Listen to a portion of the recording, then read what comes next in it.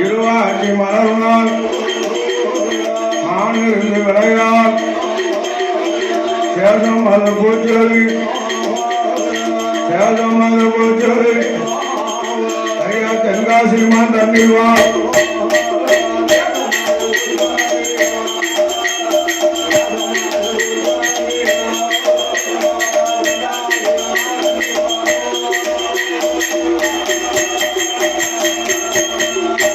அண்ணகரம் தன்னது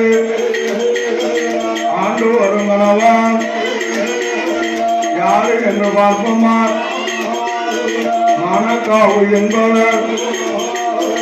அருமை உள்ள கணவன் வில்லி செய் அண்ணால் வளம் பாடும் புலவர்கள் அவர்கள் பெற்ற திருமணர் மாடசாமி ஆனவர் விசையதான் தன்னது வளம்பாடும் புலவர்தான் அவர்கள் பெற்ற திருமணம் குமார் என்பவர் வாசுதேவன் நல்லொரு ஆண்டு வரும் சீமான் கல்யாண புலவர்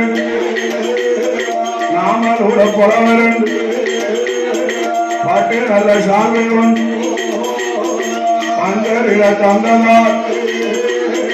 அவர்களோட வீடிகள் உங்களோட வாசல் என் கருப்பையாத்துக்கு வரையா கல்யாணமா வாருமை செஞ்சுடராருகா செய்யும் தொழில் வாங்குமை உடமை செலுத்து வாங்கி வாழுமை